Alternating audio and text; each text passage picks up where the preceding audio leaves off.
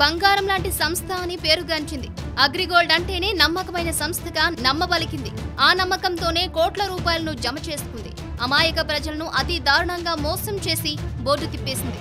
పేరులో బంగారాన్ని పెట్టుకుని ప్రజలందరికీ బంగారు భవిష్యత్తును చూపిస్తానని చెప్పి నిండా ముంచేసిన సంస్థ అగ్రిగోల్డ్.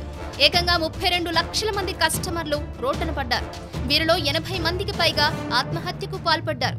వేల కోట్ల రూపాయల మోసానికి పాల్పడ్డ అగ్రిగోల్డ్ ఆగడాలు బయటపడ్డా ఇంతవరకు ఆ సంస్థ యాజమాన్యంపై ఎలాంటి చర్యలు తీసుకోలేకపోయింది మన ప్రభుత్వం.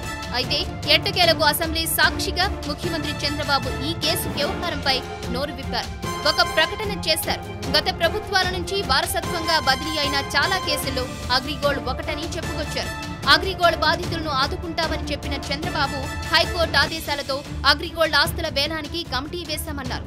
దశల వారీగా ఆస్తుల వేలం జరుగుతుందని చెప్పుకొచ్చారు. అంతేకాదు అగ్రిగోల్డ్ కేసులో ప్రభుత్వం పాత్ర తక్కువ ఉందని చంద్రబాబు చెప్పారు. ఆత్మహత్య చేసుకున్న అగ్రిగోల్డ్ బాధితుల కుటుంబాలకు, రైతులకు ఇచ్చినట్టే 3 లక్షలు పరిహారం ఇస్తామని ప్రకటించారు. ఇక ఈ వ్యవహారంలో ప్రతిపక్ష నాయకుడు జగన్, మంత్రి ప్రత్తిపాటి పుల్లారావుల మధ్య మాటల యుద్ధం మొదలైంది. అగ్రిగోల్డ్ ఆస్తులపై చంద్రబాబు ప్రకటన అనంతరం జరిగిన చర్చలో చంద్రబాబు జరిపిన కేటాయింపులపై జగన్ నిట్టూర్చారు. అగ్రిగోల్డ్ బాధితులపై కనీస జాలైనా ప్రభుత్వం చూపిస్తుందని ఆశించానన్నారు. అందరికీ చెల్లింపులు జరిపేందుకు 1200 కోట్లు కూడా కావని అన్నారు.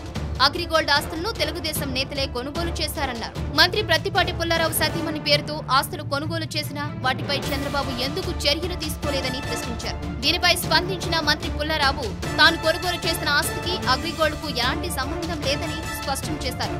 ఆధారాలు ఉంటే నిరూపించాలంటూ సవాల్ విసిరారు.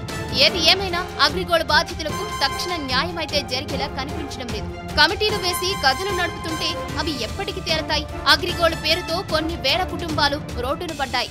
లక్షలాది మంది ప్రజలు అన్యాయమైపోయారు. కోర్టులు సైతం బాధితులకు అనుకూలంగా తీర్పిచ్చినా సరే ఒక్క డిపాజిట్ దారుడికి కూడా న్యాయం జరగలేదు. ఇంకా కమిటీలతో కాలయాపన చేస్తామంటున్నారు. ఇదంతా ఎప్పటికి వర్కౌట్ అవుతుంది? 7 రాష్ట్రాల్లో సుమారు 40 లక్షల మంది నుంచి 22,000 కోట్లు వసూలు చేసి అగ్రిగోల్డ్ యాజమాన్యం భారీ కుంభకోణానికి పాల్పడిన విషయం తెలిసిందే. మొత్తానికి ఈ వ్యవహారంలో కోర్టు జోక్యమే తప్ప సర్కారు చేస్తున్నదేమీ లేదు. ప్రభుత్వం చిత్తశుద్ధితో పనిచేస్తే ఎప్పుడో ఈ వివాదం పరిష్కారమై ఉండేది. అయితే అగ్రిగోల్డ్ ఆస్తులను స్వాధీనం చేసుకుని వేలం వేయించి బాధితులను ఆదుకోవడంలో ఎలాంటి చొరవ చూపకపోవడంతో బాధితులకు ఇంకా ఎదురు చూపులే మిగులుతున్నాయి. మరి అసెంబ్లీలో జరిగిన ప్రకటనతో ఈ కేసులో ఎలాంటి మార్పులు వస్తాయో వేచి చూడాలి.